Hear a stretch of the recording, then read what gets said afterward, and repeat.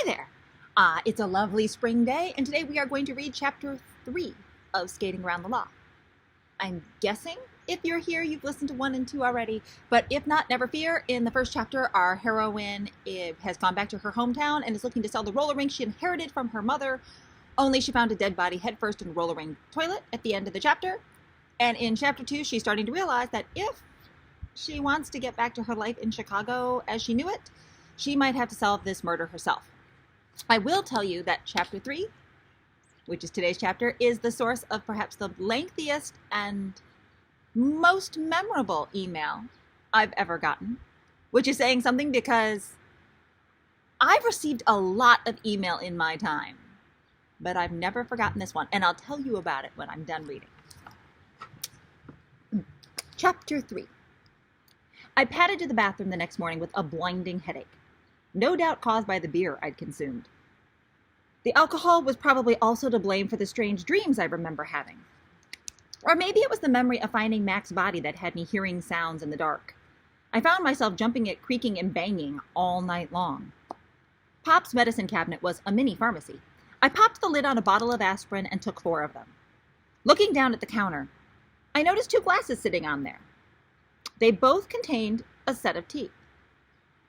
In the week I'd been staying with Pop, I'd almost become accustomed to seeing soaking dentures. Still, the extra glass confused me. I mean, why would Pop... Oh, God. I winced as the source of the middle-of-the-night creaking made sense. I hadn't been listening to Mac's ghost. My grandfather had gotten lucky. Opening the door, I peeked down the hall and hurried back to my room. I didn't want to run into my grandfather or his date outside the bathroom. Or his bedroom.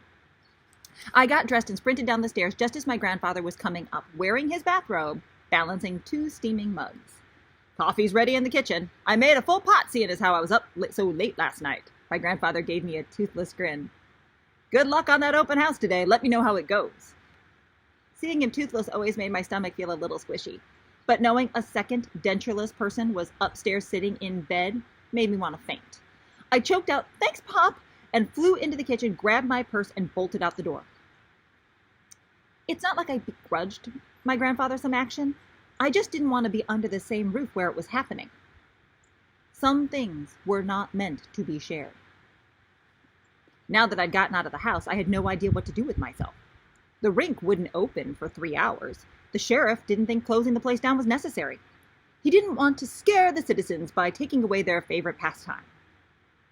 Last I heard, the back stall of the bathroom was off limits, but other than that, the tow stop would be ready for business as usual, and the open house would go on as planned. Technically, I wasn't needed for either.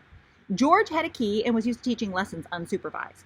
Plus, the rink would probably sell best without me there worrying about the dead body's effect on the real estate market. Suddenly, I was reminded of my pledge while watching television. Solving Mac's murder sounded less plausible in the light of day than it had with a Budweiser in my hand. I had no investigatory skills and no idea how to even get started. Still, a guy was dead, and he had died in my mother's roller rink. I figured I should run by the sheriff's office and see what progress Sheriff Jackson had made. Maybe Pop had turned off the ringer on the phone. Then he would have missed the call from the Old People Spy Network telling him the killer had been captured. I hopped in my bright yellow Honda Civic and motored off to the north side of town, half convinced the whole thing was already solved and my real estate troubles were over. Indian Falls is a small town in west central Illinois near the Mississippi River. Not the greatest place to grow up, but I'm sure there are worse. Not much had changed about the downtown area since I was a kid. The sheriff's office was on Main Street in the heart of downtown and right next to the DeBelka Bakery. Convenient for all parties involved, I thought. No one was manning the front desk at the sheriff's office. I noticed a silver bell sitting on the counter and gave it a whack. A vaguely familiar petite woman with very big, very platinum hair teetered to the front. "Can I help you?" Her voice sounded like a rusty hinge. My body stilled in recognition. This was Roxy Moore. "Is Sheriff Jackson around?" I asked, forcing myself to smile. "Sorry, Rebecca." Roxy sat behind the counter and picked up a nail file. "The sheriff doesn't come in until late on Saturdays. He likes to sleep in and putter on his garden. You know, the St. Mark's Ladies Guild is having their annual Beautiful Garden contest in June. The sheriff won 3 years straight, and he's trying his best to win again." Impressive.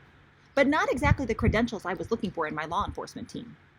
The fact that their secretary had once berated my mother for not knowing how to handle her man didn't help. The marital counselor looked up from whittling her thumbnail and said, I wasn't surprised to hear Mac turned up dead. He upset a lot of people recently. What was he doing? Maybe Roxy had some info Pop didn't. Roxy put down the file and pulled out a bottle of passionate pink nail polish. It's what he wasn't doing that caused all the problems. We got a bunch of complaints that Mac was taking money and not finishing jobs. Then there's that business with Agnes Pereno. She filed 3 reports against him for harassment. I remembered Agnes. She had retired from her position as town librarian my last year of high school. When I was a child, she rapped me on the knuckles with a ruler for having sticky fingers. Needless to say, I didn't go to the library much after that. Mac harassed Agnes Pereno? No, he harassed her cats. Is that a crime? Roxy giggled, which to me sounded a lot like nails on a chalkboard. Not that we know of, but the sheriff took the reports anyway just to make Agnes happy. Apparently Mac was doing some work for Agnes's neighbor. Her cats kept getting in Max's way. He finally threatened to poison the things if Agnes didn't keep them in the house. Did she? Nope. One of the cats bit him and he drop-kicked it across the yard. Agnes wanted Mac arrested for assault, but as far as Sheriff Don was concerned, Mac was acting in self-defense. Well, do you think the sheriff's going to make an arrest soon? I leaned on the counter. I mean, I'd feel safer knowing the murderer is off the street. Roxy looked at me through her mascara-laden lashes. Our department will catch the person who slipped Mac those pills. In the meantime, Indian Falls is safer than living in the city. Since you plan on selling the rink and going back, I don't see a problem for you. Her attention drifted back to painting her nails, and I scooted out the door feeling less optimistic than when I went in. Although maybe I was tying myself up into knots for no reason. Maybe the right buyer was at the rink right now. My jaw dropped as I pulled into the rink's almost full parking lot. I steered around a couple walking through the lot carrying camera equipment and parked in a spot near the back. A Mozart piece was playing over the loudspeaker as I walked into the rink. George and one of his students was circling the floor. The rest of the rink was in chaos. People filled the sidelines. Walking farther into the rink, I spotted several teenagers who frequented the tow stop and a couple of their parents. Curiosity over the sale of the rink and Mac's death probably brought them out. I waved at the teenagers and did a double take. Behind them, at a table across from the bathrooms, was a group of unfamiliar adults swathed in black and deep purple. Perhaps more distinctive than the color palette was the fact that they were all chanting and holding hands. This was an open house? It looked more like a seance. Oh, God. My eyes darted to the bathroom. The yellow crime scene tape barring entrance was still intact, but clusters of people were posing in front of the door while their friends took pictures. I peered into the snack area and groaned. A group of white-haired seniors huddled around a Ouija board, sporting expressions of equal parts amusement and fear. In the middle of the group was my grandfather. He spotted me after the woman on his left elbowed him. Pop gave me a shrug and put his hand back on the planchette in the middle of the board. Apparently, Pop's group had expanded its gossip vine to the great beyond. This was just perfect. Rebecca, I'm so glad you made it. I turned and Doreen gave me a tight, overly bright smile. Is anyone here for the open house actually interested in buying the rink? I asked.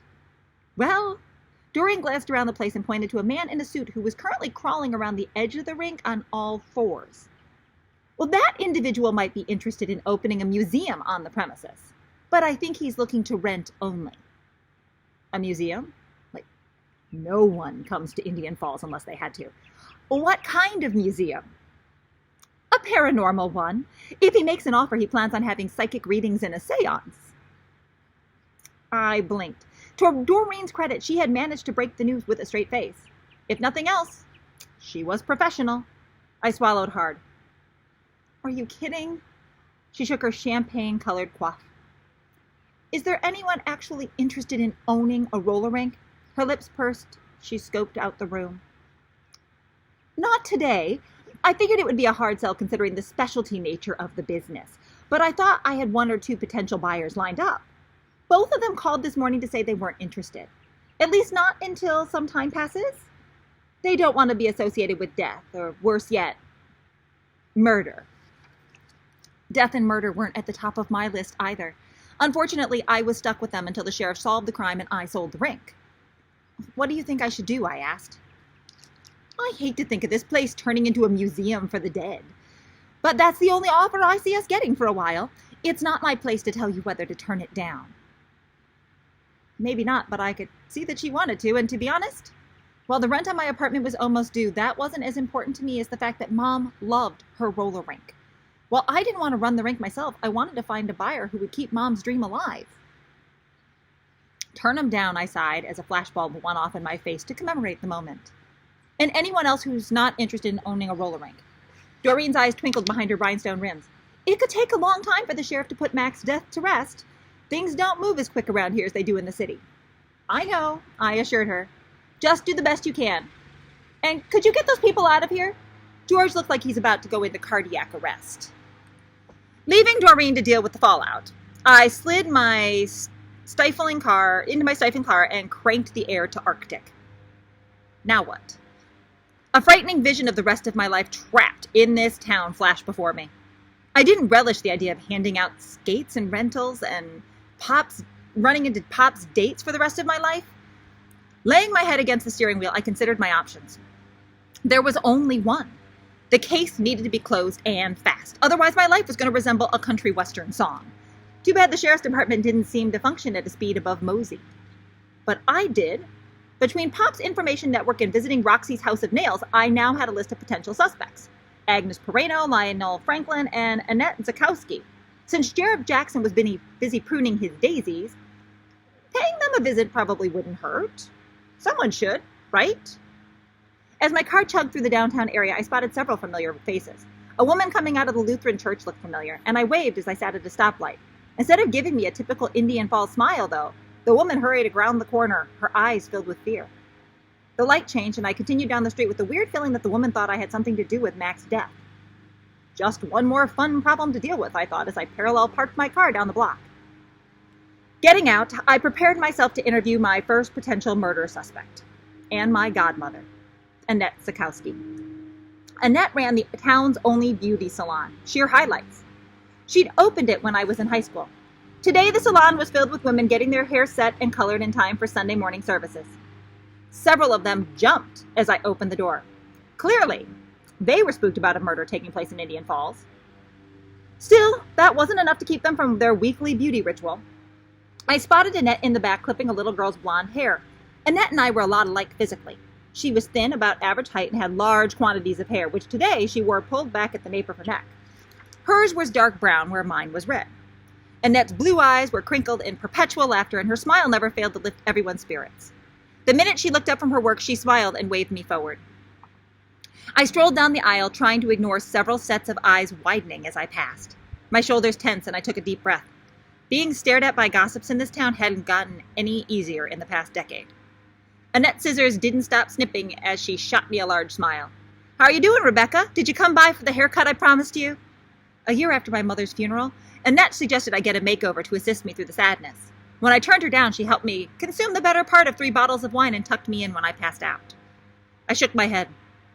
"Next time. I kind of wanted to talk to you about Mac."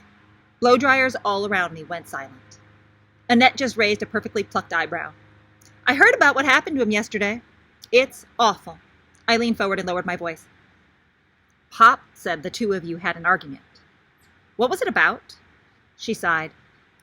2 months back, I hired him to install some new lights and mirrors and gave him a deposit for the job. He took the money, then proceeded to avoid my calls. When I saw Mac in the bakery last week, I asked him for my money back." "That's it?" Annette picked up a blow dryer and a brush. "Sorry it wasn't more exciting. Are you asking because you're curious, or is there something more to it?" I could feel ears straining around the room, so I chose my words carefully. "I was just wondering. He died in Mom's rink, and I didn't really know him well." She turned the blow dryer on and attacked the little girl's hair. "Sure, well, if you need to talk some more, come by the house." Glancing at me, she winked. "I'll open a bottle of wine, and you can tell me everything." I winked back. Leave it to Annette to understand the unspoken. Moments later, I was in my car and driving to our former librarian's house. I knew I was at the right house when I spotted 4 cats sunning themselves on the front porch. Careful not to step on any tails, I made it to the front door and rang the bell. A minute later, I heard a timid voice ask, "Who is it?" Using my most cheerful tone, I said, "Hi, Mrs. Pereno. I don't know if you remember me, but I'm Rebecca, Kay Robbins' daughter." The door opened as far as the security chain would allow, and a set of fearful eyes peered out at me. Rebecca Robbins? Is that really you? Before I could nod, the door closed. I could hear the distinctive sound of the security chain being undone. And then the door flew open again. The diminutive Agnes Pereno appeared behind the screen door. With her white hair and sweet smile, she looked like everyone's idea of a perfect grandmother. How are you, dear? Your grandfather told me you were coming into town. I gave a tiny prayer that Agnes's teeth hadn't been soaking in my bathroom, forgetting to, and got to the crux of my visit. I'm guessing you might have heard that Mac died at the rink yesterday. I did, dear. It's a shame when a person dies so young. At my age, you expect to go any day, but Mac was a real shock. To think that someone in our town might have killed him. Her eyes misted over and she clutched her hands together. I put a reassuring hand on her shoulder and gave it a tiny squeeze. I know. I feel bad since I don't know a lot about Mac, and he died in the rink. So I thought I would talk to people who knew him. I heard he did some work for you. Oh, not me. He did odd jobs for my neighbor. Agnes swung open the screen door and stepped onto the porch. Immediately, 2 cats rose and began rubbing against her legs. I don't like to speak ill of the dead, but Mac wasn't very nice. He hated my babies for no reason. He was working next door on the fence, and my babies love people. So naturally they went to say hello. Well, Mac threw a fit like you've never seen. He started howling and throwing things. He even painted poor little Hemingway's tail. I made a report to sheriff's office, but they told me to keep my babies inside. Agnes settled into an old rocking chair, and one of her babies jumped into her lap and began to purr. She pointed to the chair next to her, and I settled in. Did you follow their advice? I asked, even though I knew the answer. Agnes shook her head. I couldn't. My babies weren't meant to be cooped up inside. But I wish I had. That Mac wouldn't have kicked Precious. She pointed to a fluffy yellow cat that was coming up the steps. The minute the cat spotted me, its ears flattened and the hair on its tail stood on end. Seconds later, Precious' lips curled back to reveal a set of very sharp teeth.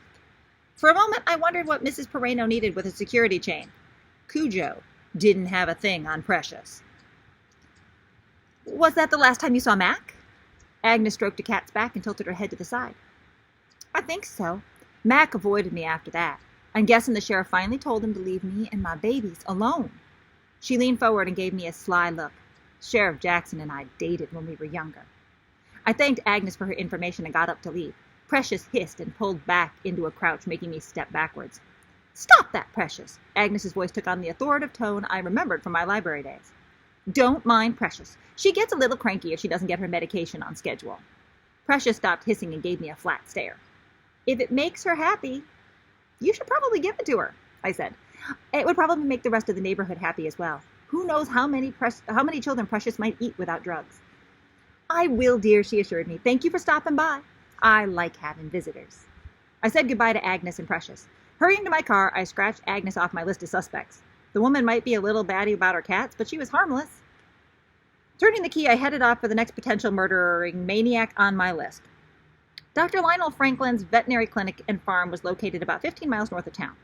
When I reached a green and white farmhouse with a sign reading Large Animal Veterinary Clinic outside, I parked next to an enormous black pickup truck and hopped out of my car. A placard on the door said the doctor was in, so I rang the bell. When no one answered, I tried the handle. Locked. I decided since I'd driven all this way here, I might as well look around. The sign did say the doctor was here somewhere. I wandered around the side of the house and followed the dirt path, poking my head into a few small sheds on the way. In one were some gardening tools and the other a couple of large pieces of farming equipment. No Dr. Franklin. I continued toward the large white barn at the end of the path. The light was dim as I walked into the enormous barn and stopped. The smell of horses and hay wasn't unpleasant. Dr. Franklin, I called. My voice echoed in the barn. Several horses poked their heads over their stall doors on either side of the wide-centered aisle to look at me. When no human answer came, I took a few steps down the center aisle. A noise from the left stall made me jump. Curious, I poked my head in. Standing in the stall was a camel, and he was wearing a hat. That is the end of chapter 3. And just so you know, that email that I got from a woman was 11 very lengthy paragraphs. And it told me that she was reading the book and she was greatly enjoying it until she got to chapter 3. And then, well, then she thought that my humor took a turn for the worse. She just could not understand how I ruined a perfectly good library book by putting in such wretched humor. She wasn't a fan of Pop and his teeth, or the other set of teeth that were in the cup on the bathroom counter. What can I say? Anyway, thanks for listening, and I will see you for chapter 4.